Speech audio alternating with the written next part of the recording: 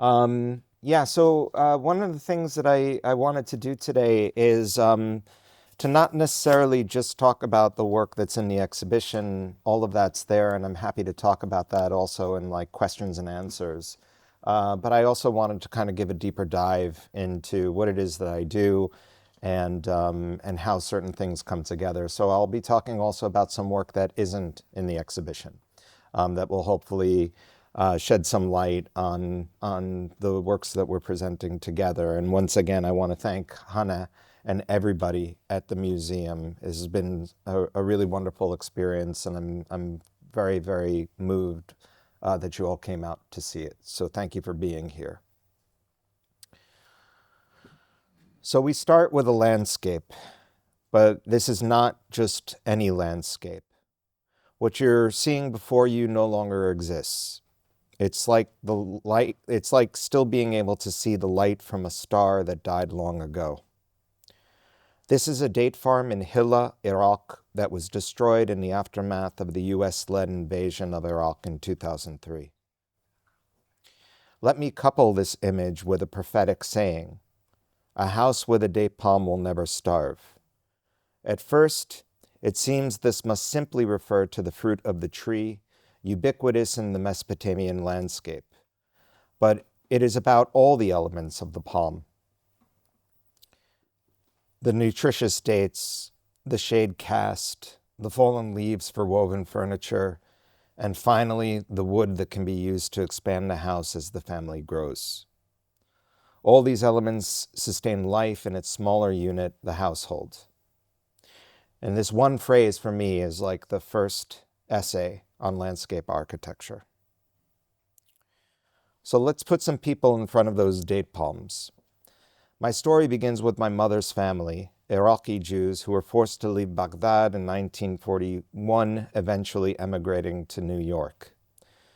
This photo shows my grandfather, Nissim bin Ishaq Daoud Bet Aziz, with his family, so large that they extend beyond the frame provided by the desert oasis backdrop. Beginning in the 1920s, my grandfather owned and operated an import-export company called Davisons & Co. When he moved to the U.S., so did his company. The company closed in 1963, and my grandfather died in 1975. When I look at this photo in its damaged state, it's hard to not see it as a result of their violent departure. While no one took a knife to this image or tore it in anger, it bears the stress of movement, of the forced removal of my ancestors from the city they adored, a culture to which they felt they belonged, and the movement from place to place until they found a new home. In the summer of 2014, I was fishing for invasive carp with Iraqis and U.S. veterans who served in the Iraq War to make a Babylonian recipe that is more than 3,000 years old called maskuf, when I received an email about an essay that was written by Boris Groys. The essay was published on eFlux and was titled On Art Activism. It featured an image of my ongoing work, Parasite, which consists of custom-built inflatable shelters that I make for unhoused people that attach to the outtake ducts of a building's heating, ventilation, and air conditioning system. The warm air leaving the building simultaneously inflates and heats the double membrane structures. The material culture of this project, using rubbish bags and weatherproof packing tape, reflected the urgency of the situation and would serve as my material ethos with which I would approach much of my work. What I didn't anticipate about this essay was the way it would bridge my work in public space with my work in museums. In the essay, Boris Groys writes, quote, "Our contemporary notion of art and art aestheticization has its roots in the French Revolution, and the decisions that were made by the French revolutionary government concerning the objects that this government inherited from the old regime. A change of regime, especially a radical change such as the one introduced by the French Revolution, is usually accompanied by a wave of iconoclasm. One could follow these waves in the cases of Protestantism, the Spanish conquest of the Americas, or the fall of the socialist regimes in Eastern Europe." This is an image from 2015 of Daesh destroying the Assyrian Lamassu that was built in 700 BC and stood sentry at the Nergal Gate of Nineveh under King Sennacherib, protecting the Assyrian kingdom. But this is an image that affected me deeply as the child of two Jews born after the Holocaust, and it excavated the lessons I learned that when books burn, people burn too. Boris Groys continues, quote, "The French revolutionaries took a different course. Instead of destroying the sacred and profane objects belonging to the old regime, they defunctionalized, or in other words, aestheticized them. The French Revolution turned the design of the old regime into what we today call art, i.e., objects not of use but of pure contemplation. This violent revolutionary act of aestheticizing the old regime created art as we know it today. Before the French Revolution, there was no art, only design. After the French Revolution, art emerged as the death of design. And so I'm left to wonder about what happens when we render something like the protective deity of the Lamassu useless. The death of design happens in two ways. Its reduction to pebbles, as seen here in March 2015 when Daesh destroyed the archaeological site of Nineveh, and it's also rendered useless at imperial museums like the Louvre, where the Lamassu are held hostage after their extraction in the mid-19th century, politely aestheticized and violently referred to as antiquities or ancient to disconnect them from the continuous lineage of people to whom they belong, the Iraqis, the Assyrians, and all those who still live in Mesopotamia and practice their traditions and language. The rendering useless of useful objects, first seen in Duchamp's Ready-Mades, is a radical undoing. But there is one work of Duchamp that bears direct relationship to my practice. It is a piece I first learned about in 2013 through my friend Anna Pravatsky, who produced a fabulous project, a cocktail called The Ghostess, that was a feminist version of a multiple that Duchamp designed for an exhibition in Paris. Using 30 very rare and special herbs, the cocktail was described as an essence that would join desire and etiquette, the primal and the mannered, without tension or conflict, inducing a state of balance and making the drinker feel satiated. Duchamp's original version was a candy wrapper candy wrapped in green foil, upon which were printed the words, "A guest plus a host equals a ghost." Many of my projects investigate the culinary as a way to build the social. And I have often thought about the intersection of hospitality and hostility, which derives from the Latin hospice, meaning host, guest, or stranger. Hospice is formed from hostis, which means stranger or enemy, armed with this etymology and art history and inspired by Anna's project, I have come to use the term ghosting as a way of identifying those moments where one is held in a space of tension, when one is a guest but also an enemy, or where a host can become hostile. My introduction to this Duchamp piece happened long after I had enlisted papier-mâché derived from the wrappers of Middle Eastern foodstuffs found in the U.S. to build the artifacts that comprise the invisible enemy should not exist. So it was also a discovery that added a new dimension to my own understanding of the series and its materials.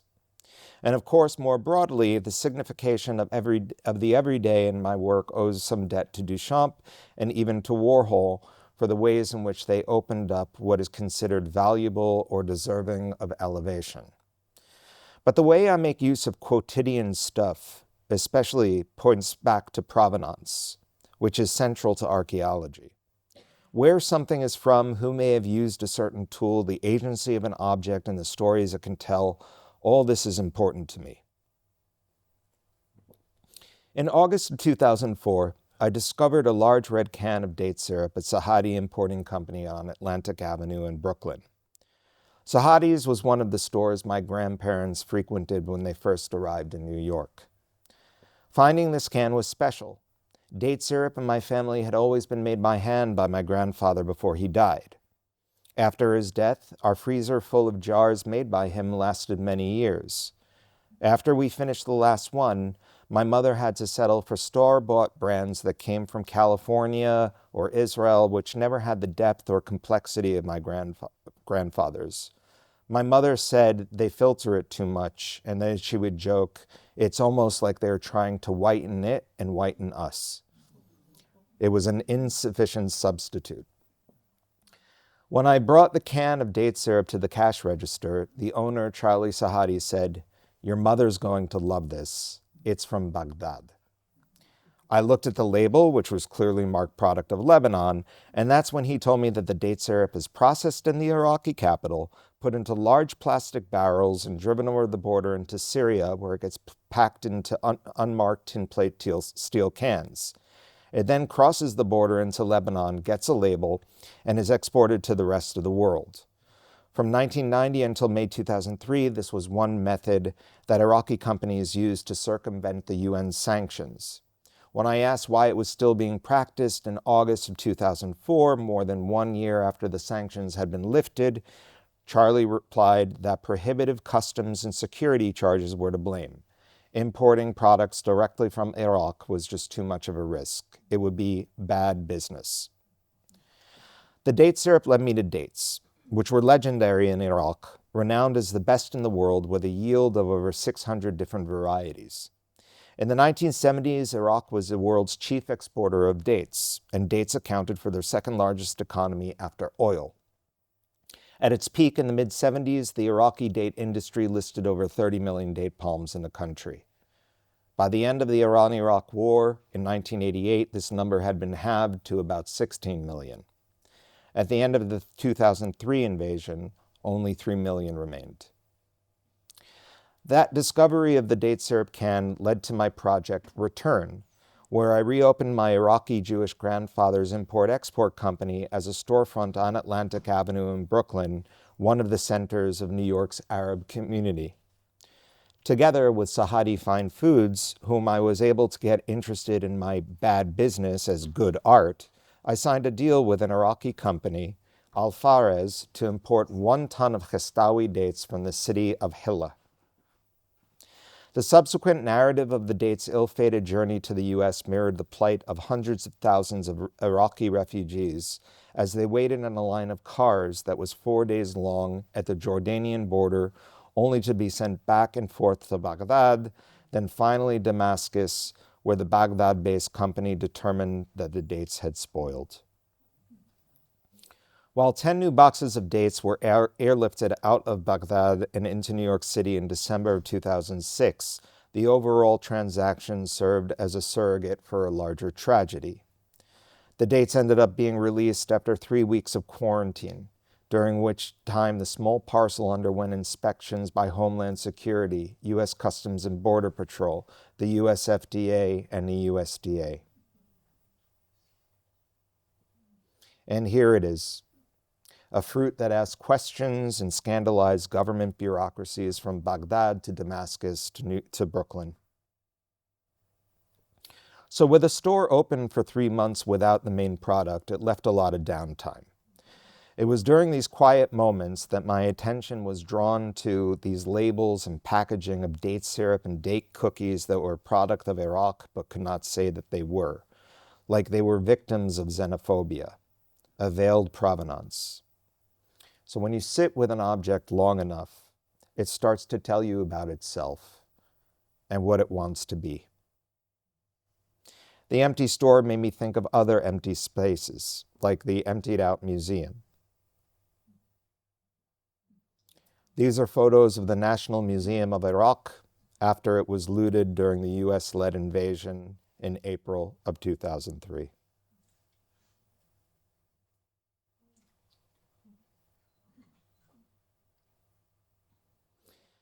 I started to research the databases of the items believed to be missing, stolen, destroyed, or of unknown status in the aftermath of the looting. I began to imagine these objects coming back as a ghost, but like any ghost, these objects would have to look different in order to properly haunt. Suddenly, I thought of the provenance of the artifact, which gave the looted item its value, and the veiled provenance of the packaging of the Iraqi date products. And so began The Invisible Enemy Should Not Exist, an ongoing series of sculptures that attempts to articulate life-size the more than 7,000 looted archaeological artifacts that were taken from the National Museum of Iraq and at other sites or places that were destroyed in the aftermath of the war. Along with a team of assistants, I build these objects from Middle Eastern food packaging in Arab American newspapers found in Chicago and other U.S. cities. And I'm happy to add that since 2021, in these panels from Room L reflect this, I'm also using a magazine that was published, that it continues to be published since the 70s by the Assyrian Foundation of America, called Nineveh magazine, and it's printed in both modern Assyrian and in English. So you have this collision of all these languages of Arabic, English. You have the ancient cuneiform, the Akkadian cuneiform, which is like the first version of Assyrian, and then you have modern Assyrian too. So my hope is that the project starts to also reflect just the kind of multiplicity of different backgrounds that are found in this place that we call home.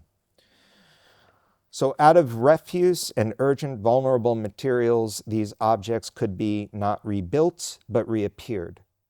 And what's interesting here is we're looking at a votive statue with his hands clasped in prayer. Votive statues constitute a large part of what went missing during the looting. Some archaeologists believe that when people went to the temple, they would leave this offering so that when they left, it was still there to represent you and pray in your place. I think of these objects as surrogates, as ghosts who represent the lost Iraqis. The word surrogate brings to mind, again, the notion of the substitute, as I mentioned earlier with the date syrup. Substitute is derived from the Latin substituere, which comes from statuere, whose noun derivative is statua or statue, which seems central to my work as a sculptor for the past 2 decades, making sculptures that are substitutions for other sculptures that have disappeared or been destroyed. I've also been making Iraqi food in the diaspora, using ingredients that are often different from the ones traditionally available in Mesopotamia, substitutions for those things not readily available to me or my family. So the idea was not to make replicas, but to think about these things that have disappeared and come back as a spectral present or a mutant. The size is the same, but its material culture is different. The looting of the museum was the first moment of pathos that opened up during the war. It didn't matter if you were for the war or against the war. There was a consensus that this was a catastrophe and that this was a loss for the whole of humanity. For me, this was a very angry project in that the collective outrage about lost artifacts didn't translate into an outrage about lost Iraqi lives. And so here you see some of the comparison photos of the objects that were in the museum and then their substitutes. And then this is the database that's from what used to be called the Oriental Institute, but has been renamed as the Institute for the Study of Ancient Cultures at the University of Chicago. They went live with this database the week after the looting happened, and they've had a very long relationship with the Iraq Museum since it was founded in the early part of the 20th century. And so they had a lot of the inventory, and so they had photos, and what they did is they put up this database for 2 reasons. One was to educate the public on how much human cultural patrimony had just been potentially wiped off the face of the earth, and the other was to discourage collectors who buy things on the black or the gray market from accepting any sales for Mesopotamian artifacts, and to be able to do a kind of side-by-side comparison was something that they were offered, and then you would see the photograph and be able to kind of determine if you were being offered a looted artifact and to then be able to report it. So you see it lists the Iraq Museum number, the provenance information, and then the dimensions. And then we have photos from all different sides, and that made a sculptor's job relatively easy.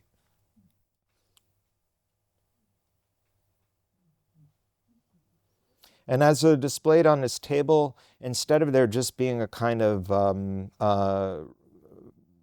accession card where the museum is ventriloquizing the object and talking about how it might have been used, each one of these objects is accompanied by a quote from somebody in Iraq or in the world community who was reacting to the looting. And so you end up with this kind of fragments of things that were said that become an unlikely conversation between people. So this one, the quote is from Fiorella Strica, and she says, "The war had the single positive result of awakening international interest for this culture." And then a quote from Donald Rumsfeld, Satan's favorite poet, who says, "Let me say one other thing. The images you are seeing on television, you are seeing over and over and over, and it's the same picture of some person walking out of some building with a vase. And you see it 20 times and you think, my goodness, were there that many vases? Is it possible that there were that many vases in the whole country?" And then a piece that starts to tell a kind of deeper story about what happened during the looting. And this is from Dr. Dani Georgiou-Khana, who was the director of the Iraq Museum when it was looted. This piece has a very nice story. It was taken by 2 young men during the looting. They took 9 very nice pieces to their houses. They came to us after the looting and they said, "Don't ask for our names or addresses. We were in the museum at the time of the looting. We felt very sorry because we could not stop anything." Then they decided they would take things and bring them back when it was safe. And they did it. As soon as we had the American soldiers protecting the museum, they brought back the 9 pieces. And so there's a suite of 4 drawings that accompany this work when it's shown usually. And this is the 4th drawing that really dives into the story of Dr. Dani Georgiou-Khana. So Dr. Dani George served as president of the Iraq State Board of Antiquities and Heritage and Director General of the National Museum in Baghdad. In the aftermath of the museum's looting, he worked tirelessly to help recover some 50% of missing items. However, because the museum continues to be a soft target for insurgents, international policing agencies from Kuwait and Iran to Japan, Italy, and the US are for now retaining any confiscated museum objects. Under Saddam Hussein, Dr. George took part directly in archaeological excavations in order to avoid Ba'ath Party meetings. And this is where I really started to get into his character because like many people who held positions at this high level in the Iraqi cultural sector, you had to be a member of the party. And he did not agree with the ethos of the Ba'ath Party. And he did something that most museum directors don't do, which is you start to participate directly in the excavations. So he would have an excuse to miss the meetings, and he would send a telegram to Baghdad and be like, "Sorry to miss the meeting. We discovered something incredible in Iskandariya. I can't wait to show the president." So this circumvention of power was something that I really admired. Dr. George also sidelined as a drummer in a band called 99%, short for 99% of Excellence, that specialized in covers of Deep Purple and Pink Floyd songs. And this is where I really fell in love with the man. And so an element of this project is also the soundtrack. And I commissioned an Arabic fusion band in Brooklyn called Ayub that's fronted by a friend of mine named Tawfiq Ben Amour. And they recorded a cover of Deep Purple with a mix of instruments. And so I'll play a little bit of that song here for you now so you get an idea of the kind of atmosphere that was created when you look at the work.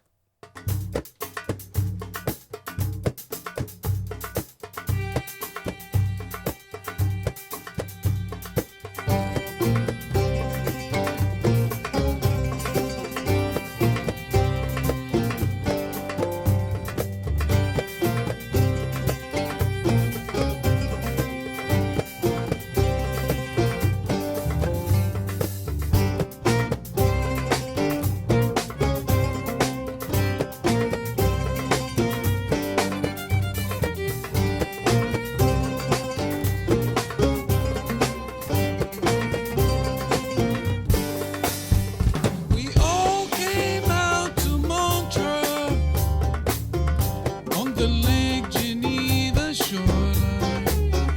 Make records with the mobile. We didn't have much time. Franks up behind the borders.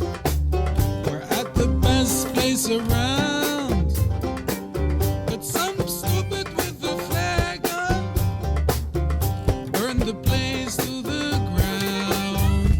Smoke on the water, fire in the sky.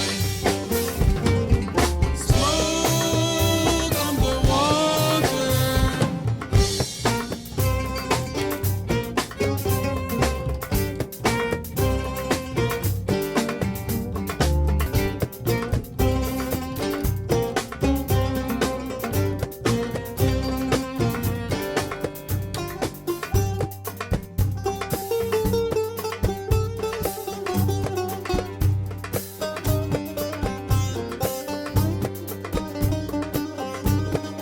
So you get the idea.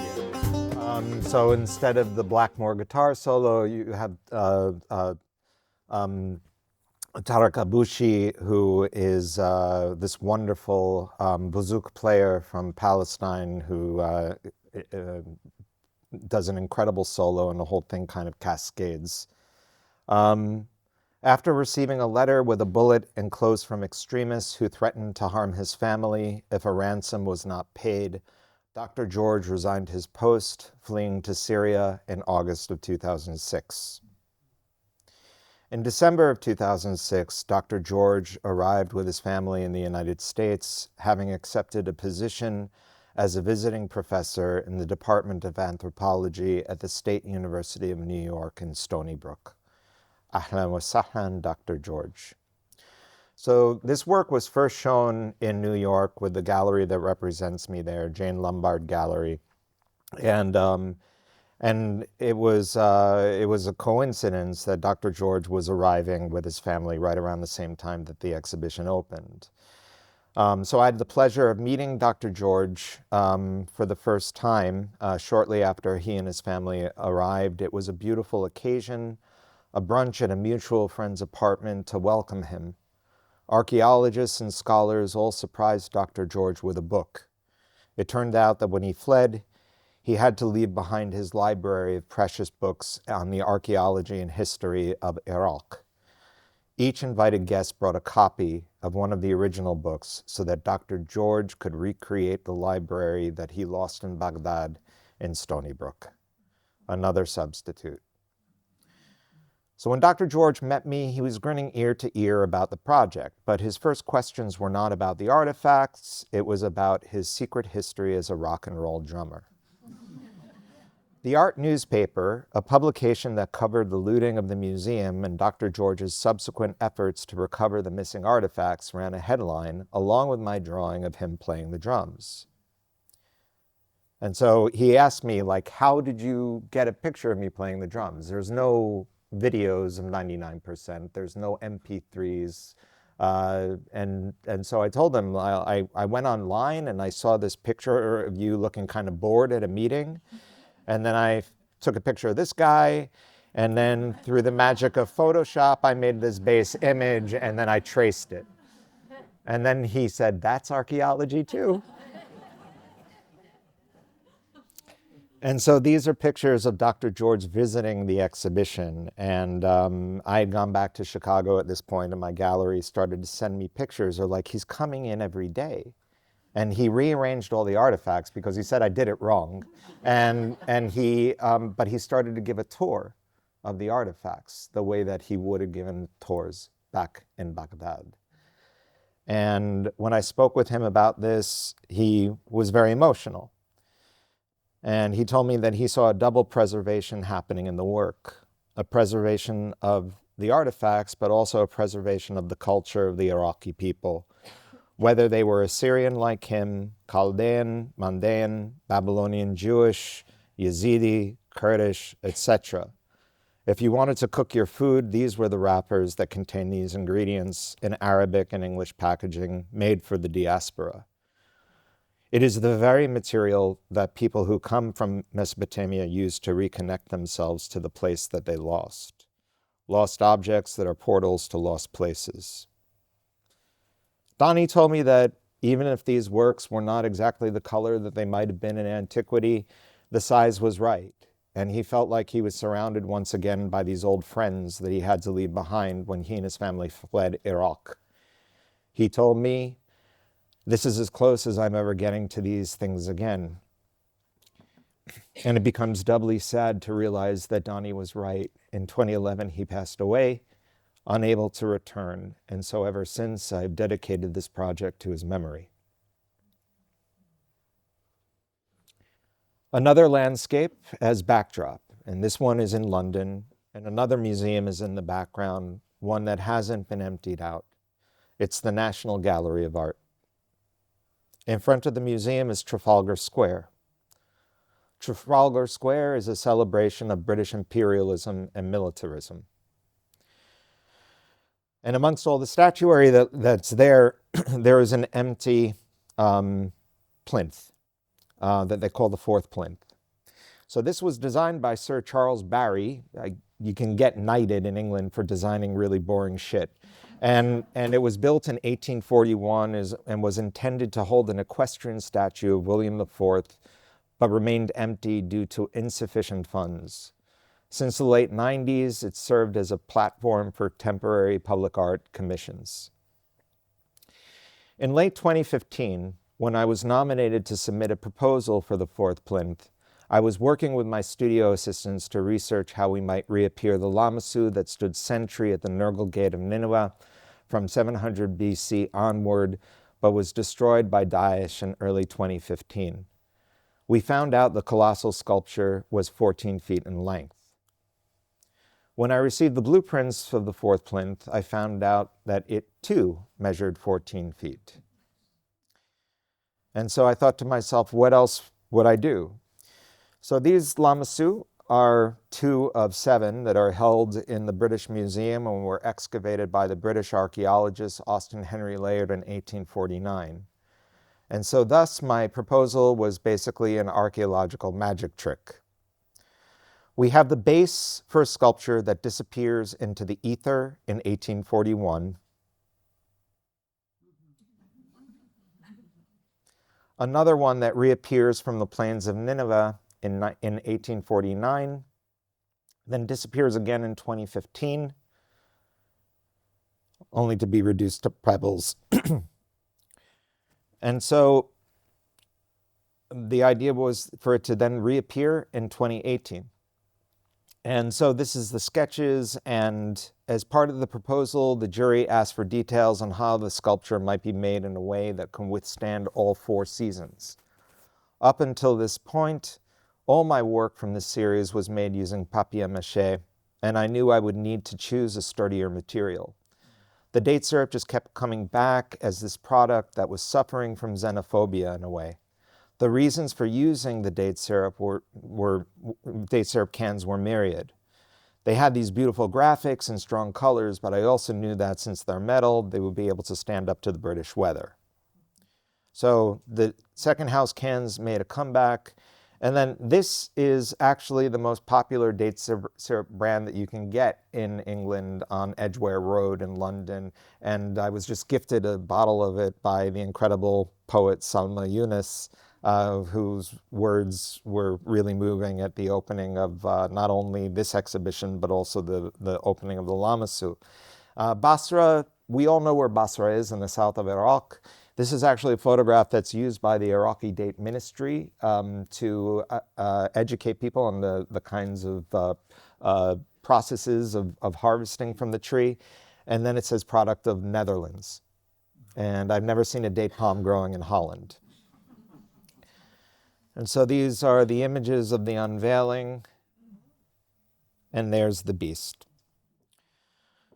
So the salvage of date syrup cans in this work makes present the human, economic, and ecological disasters that were caused by the Iraq wars and their aftermath.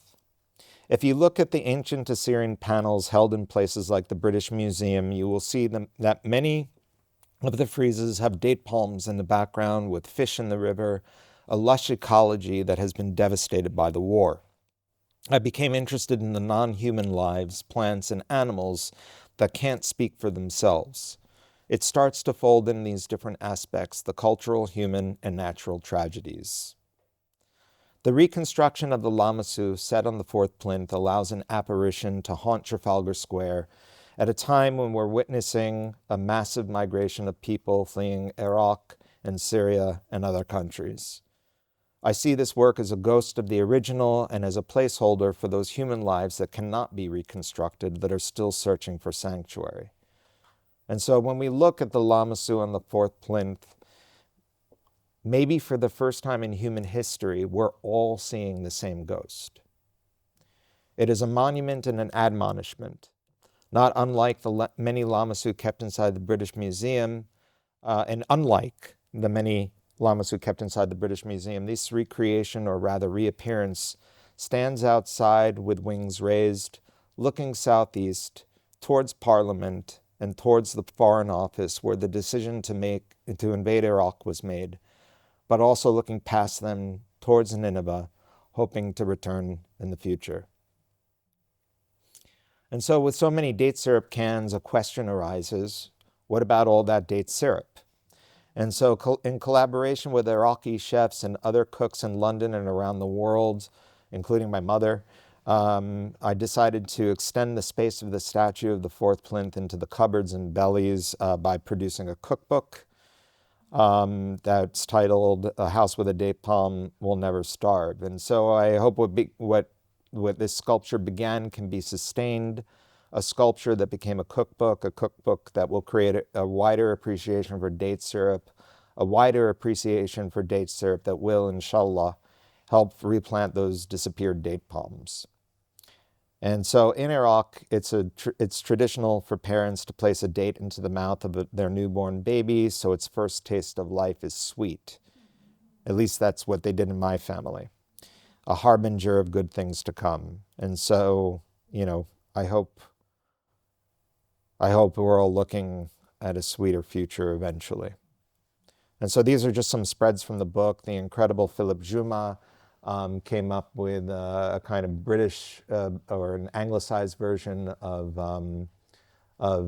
kahi, with pancakes with clotted cream, which we call gemar, and Basra date syrup. People like Reem Kassis, who is the author of the Palestinian cookbook. My recipe for masgouf. My mom's recipe for gemar. Alice Waters, who came up with a date galette at Chez Panisse and served it at her restaurant in San Francisco. And so hopefully these recipes breathe new life into this image. So while working on The Invisible Enemy Should Not Exist, which I still work on to this day, as you know, I was told by Dr. Donnie George, the former director of the museum, that there was a dearth of photos of the objects in the museum. And something useful I could do was to try and find the timetables from the 1940s through the 1970s for Iraqi Airways. And so they advertised their Iraq's rich heritage to attract tourists. I was warned these wouldn't be easy to find. I had to compete on eBay with a robust and ravenous subculture of people who collected airline ephemera. This was interesting, as eBay was one of the first places these looted objects first showed up, alongside auction houses like Sotheby's and Christie's. Those auctions on eBay were soon shut down, and ever since Mesopotamian antiquities, and there's that word again, are almost illegal to list.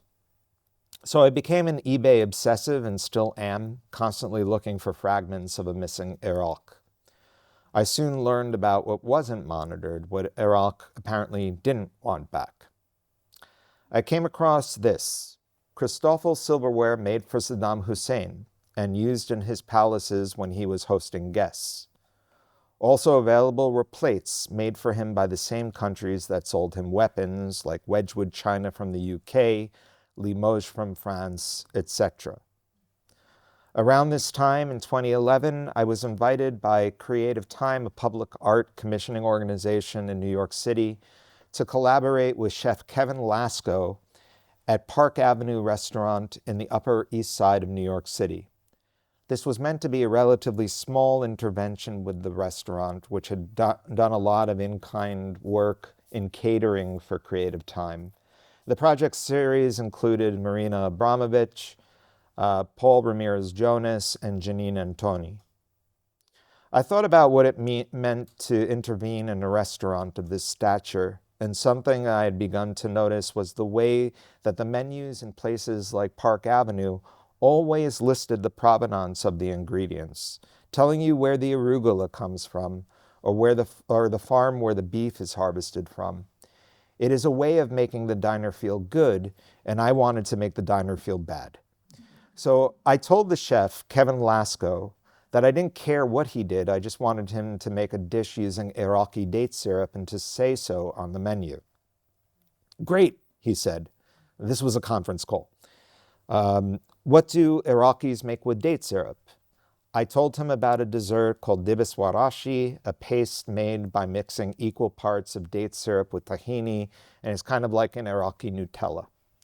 Wonderful, he said. I'm going to serve venison on top of the date syrup mixed with tahini, so it's like the American deer hunt meets the Iraqi date harvest. Fantastic, I said, and it's going to be served on 18 plates that were looted from Saddam Hussein's palaces that I bought on eBay. There was dead silence on the phone. After about 15 seconds, the restaurant's PR person said, I think we're going to get a lot of attention for this project.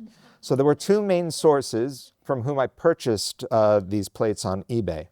One was an Iraqi refugee living in Michigan whose father was a high-ranking officer in the Republican Guard, and the other was an American soldier who acquired the plates from a flea market on a U.S. base where he learned that after Baghdad fell, Iraqis looted Saddam Hussein's palaces, taking chandeliers and installing them in their own homes, using his pseudo-thrones in their own sitting rooms, and using his dishes.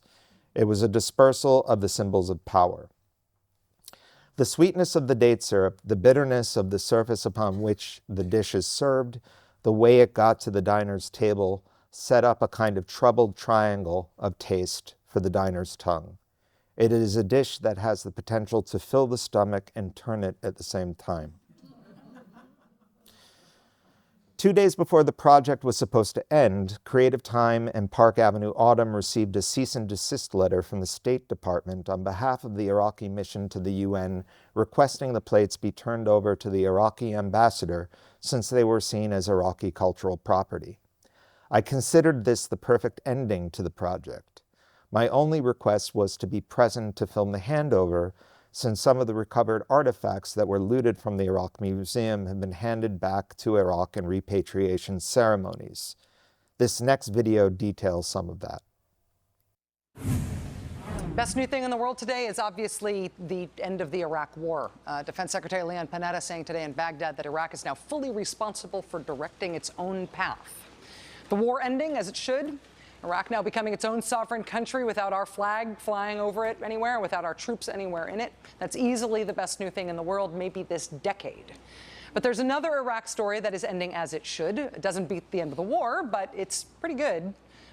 This fall, a Chicago-based artist got together with a New York City arts group and a restaurant. They put together an ambitious, big-thinking art project. They found on eBay dinner plates believed to have been looted from Saddam Hussein's palaces after the U.S. invasion. They bought the plates, and as an interactive art installation, they served on Saddam's flatware and plates venison with tahini and date syrup and pomegranates. The project was called Spoils. The artist said he wanted diners to think about how the plates got to their table. Quote, this is about the symbols of power in that regime that have now come into the ownership of the populace that were living under Hussein, he told the New York Times last month. But you can't just buy Saddam's dinner plates on eBay. Not legally, anyway. When the art group was formally notified that the plates really belonged to the Iraqi people and needed to be returned, they agreed to give them up. So earlier this week, in what the New York Times described as a strange but cordial visit, the artist helped the U.S. Marshals pack up the plates so they could be delivered to the Iraqi mission at the UN. By Tuesday afternoon, the plates had made their way to D.C., where Iraqi Prime Minister Nouri al-Maliki was in town to meet with President Obama. The plates were then scheduled to fly back to Iraq with Maliki on his private plane on Wednesday, which is to say this ambitious, big-thinking art project ended as it should have. The Iraq war is over. Iraq is a sovereign nation. And one of the very small things that means is that they get their stuff back, too. Now it's time for the last word with Lawrence O'Donnell. Have a great night.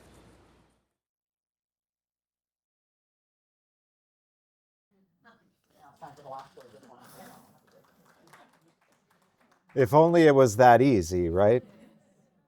So for me, this project became a lesson in how a minor object can tell a major story and offer a counter-narrative to the insidious Bush-era program of nation building and its myth.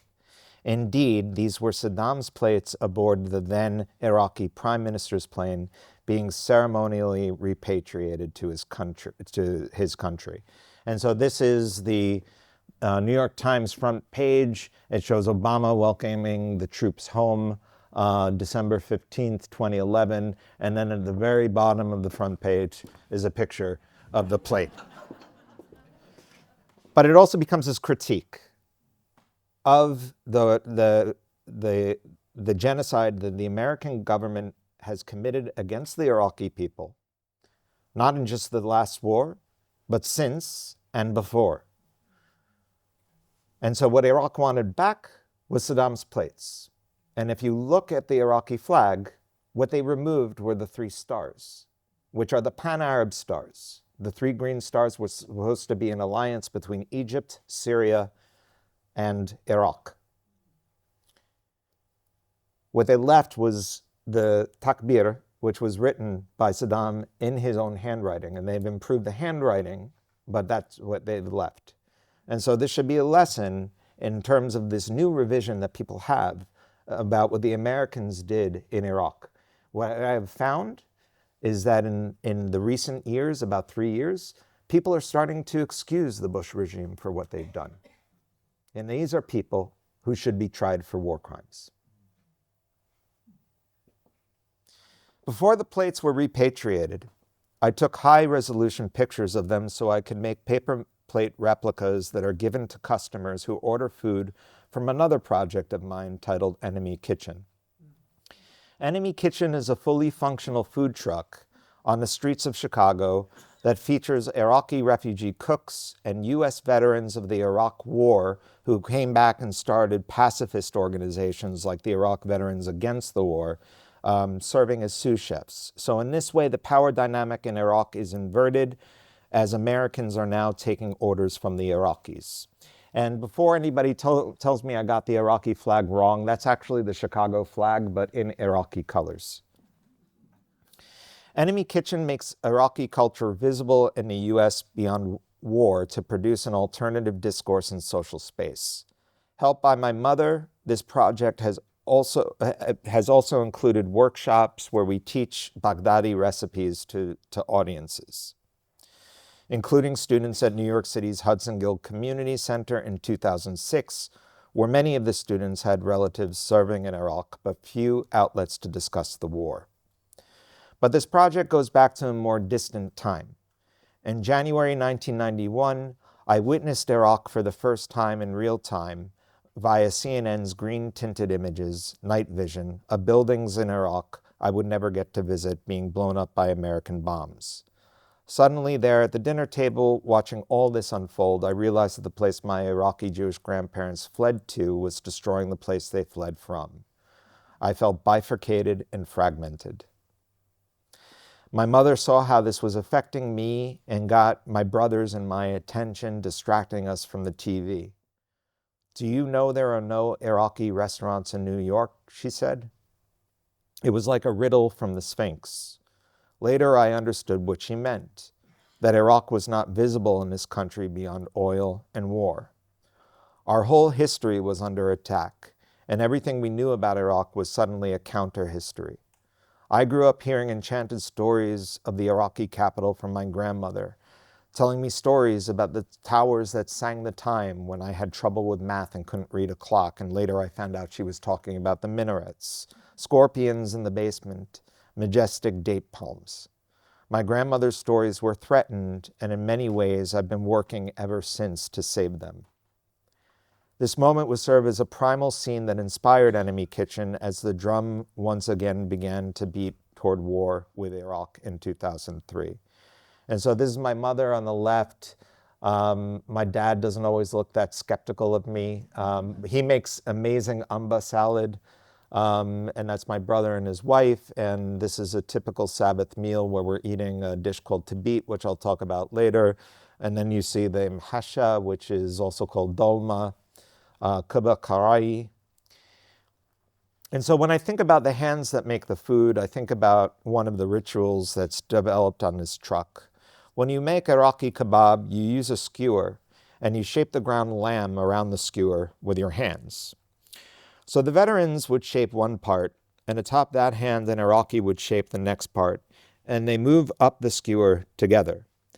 The imprint of the negative space of this fist, not holding a weapon but activating and shaping culture, made me realize that eating this food was like a strange communion, ingesting these kebab sculptures that are effectively produced by the hands on both sides of the cataclysm. Keeping this in mind, I paid closer attention to the implements that were coming into contact with the food. It was a deeper dive into provenance, the hands that make the food, the hands that make the things that help make the food. The knife I'm holding in this picture is a Jambia knife that was made for Enemy Kitchen by Haidar Syed Muhsin. Haidar was known as the best metalsmith in Baghdad and was conscripted without any possibility of declining as Saddam Hussein's personal sword maker. Since Hussein's removal, Haidar has taken on projects that are more resonant with his desires as an artist. In this photo taken from Al Jazeera, he is designing the doors of a mosque. The continuation of these practices, whether cooking or metalsmithing, is something that I see as a moment of resistance to disappearing, as a form of survival. I think about molds and the possibility of casting those practices of cultural continuation from those molds. Transmission of ideas and craft as opposed to constant resource extraction. And so for me, Haidar's knife was also one of atonement. The first time I saw a Jambia knife was wielded in this photo of the Farhud, the violent dispossession of Jews in Baghdad over 2 days in June of 1941, largely the result of nationalist mobs aligned with Nazi Germany. This traumatic event was what caused my family's departure from Iraq and the emergence of nationalist ideologies in the Middle East, whether it was Zionism or Arab nationalism, put them and other Arab Jews in an impossible situation. I was honored to meet Christopher before the exhibition, who informed me that his ancestors actually saved Jewish families during the Farhud. So these exhibitions create new relationships as well. And so it becomes important to speak about the people who have molded my practice. This photo shows my grandmother, Renee Shamoun, here in the center. To the left is her sister Marcel, and to her right is her sister-in-law, Leonie. In 2013, I was invited to perform Enemy Kitchen for an exhibition in Dubai, a place in which the project would not be able to explore the same frictions as in the US. So I said to the organizers that I would instead like to introduce Iraqi Jewish cuisine as a way to reanimate the identity of Arab Jews in opposition to dominant narratives about the erasure of our culture. I decided to call the restaurant Dar al-Sulh. The name, which means domain of conciliation, applies to a territory where an agreement between Muslims and non-Muslims has been made, providing freedom of religion, autonomy, and protection. It is this agreement that once applied to Jews in Iraq and elsewhere in the Middle East. When the municipality of Dubai told us we could not have the words Iraqi Jewish cuisine printed on the storefront because it posed too much of a risk, I realized that their censorship was an opportunity for poetry. so I changed the description to cuisine of an absent tribe. The storefront also proclaimed, "You are eating a dying language from the plate of a ghost." This is a photograph of my grandfather Nisim on the right and his younger brother Salim on the left. Jews were once Arabs too. Their exodus from Arab lands is one that has been propagandized and mythologized by nationalist narratives. Dar al-Salh sought to be a time machine, traveling to a not too distant past that could be a better future, to reactivate a space when there was harmony, when Jewishness did not mean that Arabness had to disappear, before Arab-Jewish populations were caught in an impossible position between opposed nationalisms. The notion of conciliation was the central philosophy of Dar al-Salh, meant to be reflected in the food and the conversations spoken around it. Ella Shohat, who was teaching in Dubai at the time, was one of my co-hosts. Ella is an Iraqi Jewish professor of cultural studies at NYU who wrote an essay called Reflections of an Arab Jew that I read during my first year of art school. It helped me understand who I was beyond the oxymoron I always seemed to embody to other Americans. Something Ella pointed out was that the term Iraqi Jewish cuisine was a bit of a construction, as many of our dishes are shared across different Mesopotamian communities in what is now Iraq. However, a dish like tibit, which I am seen preparing here in London at the Mosaic Rooms, is characteristic of the food Iraqi Jews made on the Sabbath.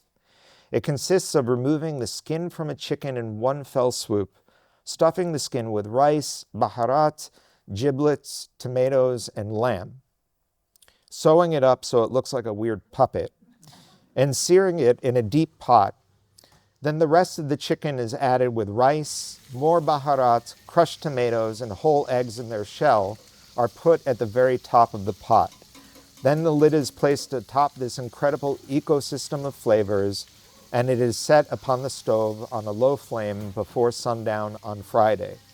It cooks for almost 24 hours and is eaten as a lunch when returning from synagogue on Saturday. So this is me making it with the incredible chef Fausto at the American Academy in Rome. And so here you see it served. Roses are presented on top, and it's delicious.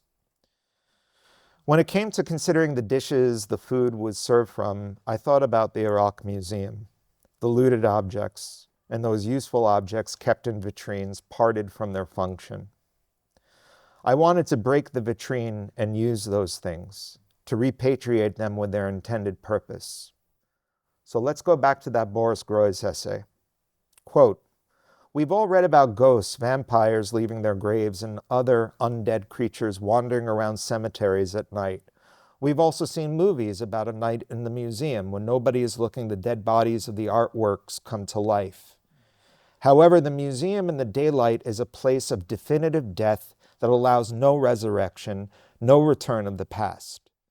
The museum institutionalizes the truly radical, aesthetic, revolutionary violence that demonstrates the past as incurably dead. It is a purely materialistic death, without return. The aestheticized material corpse functions as a testimony to the impossibility of resurrection. Actually, this is why Stalin insisted so much on permanently exhibiting the dead Lenin's body to the public.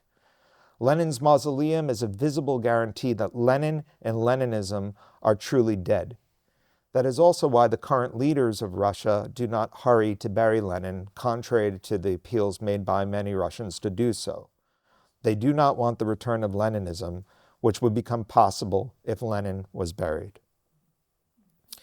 I acquired the vessels the food was served from different sources. 20-some-odd trays, bowls, and platters that were brought out of Iraq by its Jewish citizens who felt pressured to leave. They were only allowed to bring what they could carry. Most of the ceramics did not survive the journey, but the metal did. This is a ceremonial tray that was used during celebrations at the Great Synagogue of Baghdad that I acquired through an antiquarian in Ramat Gan, where many Iraqis were resettled by the State of Israel and who, in some cases, pawned their valuables to survive in a climate that was foreign to them. So you are eating a dying language from the plate of a ghost. The restaurant also hosted Tuning Baghdad, which provided a rich soundtrack for the dining experience. This is an ongoing project initiated by independent curator Regine Basha, who was another one of my co-hosts and collaborators on Dar al-Salh.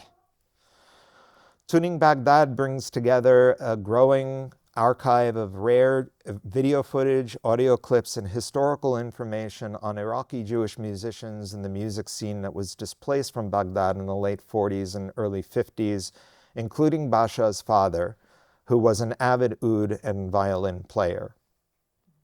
The last generation of Iraqi Jewish musicians who performed in Baghdad are now in their 80s and 90s. They represent an era when an unusually large number of Iraqi Jews were composing and performing Arabic music. For decades, these musicians were the teachers and beloved performers of Iraq's traditional maqams and modern compositions on the country's national broadcast station. Here was a beautiful moment when Ella made a traditional Iraqi Jewish welcome to the diners and offered a collective toast. And here is Ella in the kitchen correcting some of my mistakes. And this is the family-style table we all ate at: Palestinians, Arab Jews, Ashkenazi Jews, Syrians, Iraqis. We put only one image up on the restaurant wall, a photograph given to me by my best friend, the artist Emily Jasser, of Palestinian militiamen in 1975 during the Lebanese Civil War, protecting Beirut's Magen Abraham synagogue from attacks. This image allowed me to conjure an earlier event from 1941 that wasn't photographed, of the many Muslims and Christians who protected their Jewish neighbors during the Farhud. That image became a way of making those narratives and those stories present.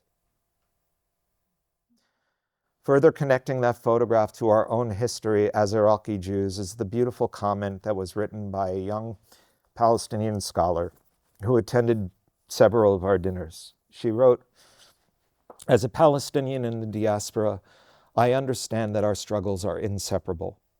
In the long term, our liberation will be your liberation. It is our purpose as beings in this world to reclaim the history of Arab Jewry as a monumental chapter in both Arab and world history, in solidarity and conciliation."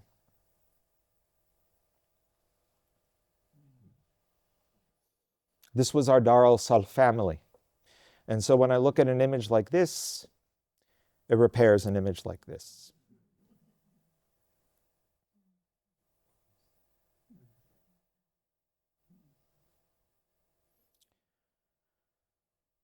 The events of the past 2 years, culminating in the Palestinian genocide, have been amongst the most chilling I've witnessed in my life. And so it's forced me to meditate even more on the legacy of the works that I've presented to you. So I wanted to end with a bit of an experiment, a performance of objects that I originally made amidst the destroyed date palms you see here as part of my work, Borrowed Landscape, that was made for the Sharjah Biennial in 2023. Hala hala bekum, welcome, it's wonderful to see you. Unfortunately, in recent years, it's been harder for me to see text.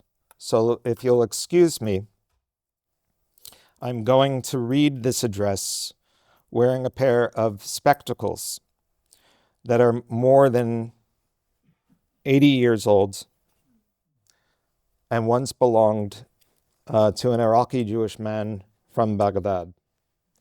The eyeglass case says Babylon Optical, located in the Iraqi capital.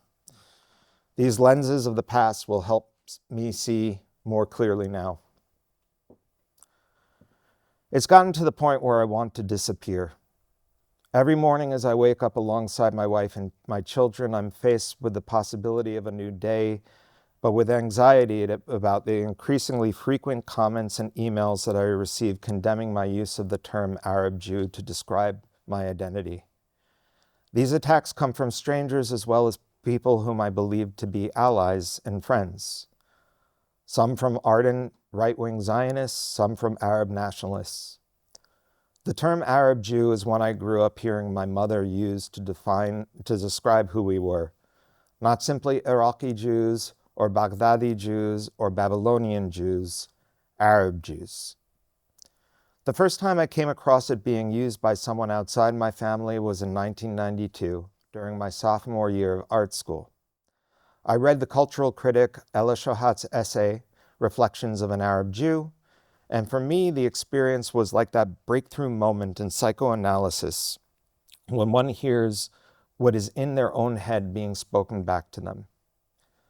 Ella's words rescued me. They verified who I am for me and for others, and they also confused who I am. Ella speaks about Arab Jew as a hyphenated term, joining together Arab and Jew. And she regards the punctuation mark as a bridge and also a suture, a remembering and a remembering, a sewing up of severed parts. Since the Nakba in 1948, the two words have been mobilized as irreconcilable binaries, an oxymoron when put together.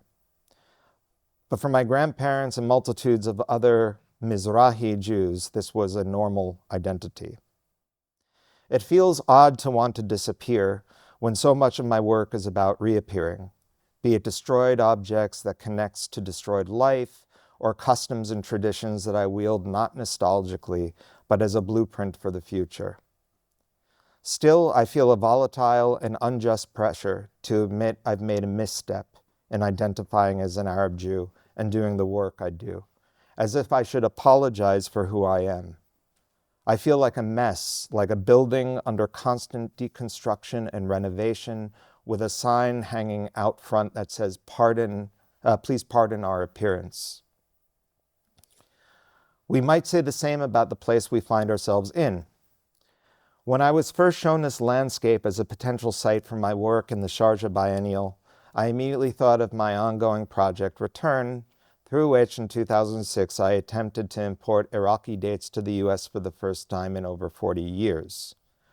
During that project, I learned about the collapse of the Iraqi date industry as a result of the UN sanctions and the US-led invasion of 2003, and more recently, climate change. And it goes on to talk about all those numbers I talked to you about before, about being left with only about 3 million date palms in the country. The surviving date palms, especially in the south of Iraq, continue to dwindle, as much of its black land, so named because of the shade the plentiful palms used to provide, has become uninhabitable due to war, pollution, and climate change. Disease plagues many trees, causing their trunks to go flaccid and their crowns to fall off as if beheaded. The stumps are left to burn under the sun, appearing scorched. My experience of visiting the oasis town of Al-Deid in Sharjah was a visceral one, as if I had been transported to Iraqi terrain that I only knew through stories and photographs. It made me think of my visit to a shrine called Ensuji, located in the northern end of Kyoto, Japan. Ensuji features a rock and moss contemplation garden, behind which one can see in the distance Mount Hiei and a lush green forest. The caption of the shrine, much like a museum label, lists where the stones come from, what type of moss is growing, and itemizes the mountain as part of the garden. This technique of enlisting pre-existing natural elements in a formal arrangement is called shake, or borrowed landscape. My project for the Sharjah Biennial is to simply call this place an Al-Deid borrowed landscape, 30.3193 degrees north by 40.2543 degrees east. The coordinates correspond to Al-Siba, Iraq, where this scene unfortunately also exists. While the causes of decimation differ, the result is the same. The one is a hyphen or bridge to the other, a place to contemplate another place, to grieve, but also to make commitments for replenishment and return. This landscape, shaped not by war, but by lack of water, can be revived and replanted, and that's what will happen soon after the biennial closes. Indeed, this site has a tradition of diagnosis and healing. Just over there is a building that was once used as a clinic. Behind it is a pool where fish infected with malaria were examined and treated. When I think of healing, I think of my father, a doctor who has committed his whole life to mending the breached and the broken. Nevertheless, as a child, there was no one that I feared more than my doctor, Fuad Muallim, an Iraqi Jew whose family had been close to my mother's family back in Baghdad and remained so in our new home of Great Neck, Long Island. Sometime in the mid-1990s, my father accidentally threw away a box that contained all my maternal grandparents' personal documents and some of their belongings from Iraq. I've since been searching for replacements on eBay to serve as surrogates for what might have been in there. I recently found an ID document bearing the name Muallim, like my childhood doctor.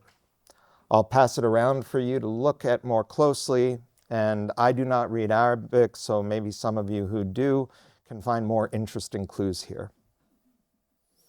Also in that discarded box were my grandparents' exit documents. Here is another substitute I bought off of eBay, a placeholder for the ones my grandparents, my mother, and her siblings used when they finally left Iraq permanently in 1947 after living 6 years in India. Most of the Iraqi Jewish population would not exit the country until the 1950s. The laissez-passer was a symbol of the Tasqit al-Jinsiyya, the relinquishment of Iraqi citizenship required for departing without the possibility of return. As Ella Shohat explains, the Zionist pressure to dislodge Jewish communities in places like Iraq and end the Gola diaspora on the one hand and the Arab nationalist gradual equation of Judaism with Zionism on the other brought about the eventual parting of Arab Jews from their homes. Sometimes on eBay, I also search the name Shamoun, my grandmother's maiden name, hoping to find some fragment of the family. Recently, I found an Iraqi Sidara hat, which was introduced in the 1920s and was very fashionable up through the 1970s. This one was made especially in Milan for someone named Sion-i Shamoun in Baghdad.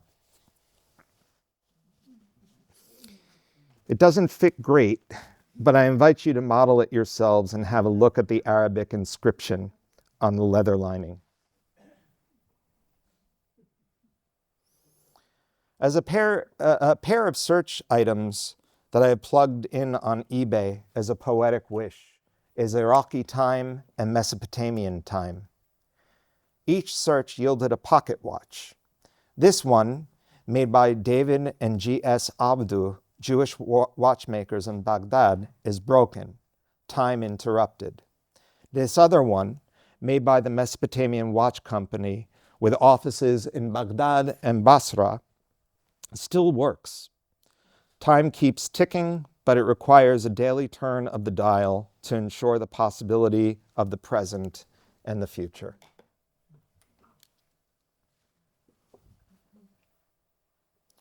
Over the years, I've learned that the question of what to call Iraq is a point of debate, with some saying that Iraq as a place and name is a colonialist construction. Some Iraqis I know still use the phrase Bilad al-Rafidain, the land between two rivers, which I love. This is echoed in the Aramaic words that are still used by many Assyrians who call the land Bet Nahrain, and then Jews who call it Aram Nahrain. So I thought it was very beautiful when I found this, described by the person who sold it to me as an amulet. It is a card from the Albert Sassoon Synagogue offering blessings from Aram Nahrain, the land between two rivers. So what are we doing here with all these things? I'm still figuring it out. But I believe in the power of certain objects to tell stories, to be witnesses. Magical meaning projected onto objects is something that I probably first experienced as a child during the Passover holiday, when at the Seder meal, or as Iraqi Jews call it, the shatacha, there is a symbolism for all the food that's on the table. The hard-boiled egg represents the hard and boiling times in Egypt. The salt water into which one dips parsley is the sweat and tears of the enslaved Hebrews. Crushed walnuts mixed with date syrup, what we call salan, simulates the mortar that they used to construct the Pharaoh's buildings. Every now and then I wonder if we can think of the first Passover Seder as the first conceptual art performance, so good that people decided to do it again and again every year. So in a world that forecloses the right to return for Palestinians, for Arab Jews, I will end with a Passover Haggadah, or a prayer book that was printed in 1935 in Baghdad. In it, I have found two wine stains whose shapes remind me of the Tigris and Euphrates rivers. The prayers are in liturgical Hebrew, but the smaller text here, the instructions on what you're supposed to do to prepare the house and the meal, is different. This language is often called Judeo-Arabic, yet there was actually no such thing. It is Arabic written in Hebrew letters, misidentified by Zionists who sought to find a corollary for Yiddish in the Arab world as a continuation of the project to deny the connection of Arab and Jew, to suggest that for Jewishness to exist, Arabness must disappear. In fact, the Jews spoke a dialect nearly identical to that spoken in Mosul. During this time, literacy was not something evenly distributed in classrooms, and so in many cases, one learned to read in what constituted the center of one's community. For many Jews, this was the synagogue, and so the liturgical alphabet was used to phonetically translate Arabic. And so this page shows the word Allah in Hebrew. At the very end of the prayer book, I also found the northern section of a map of Palestine. All the towns and cities have their names written in Arabic. Where were the other sections, I wondered?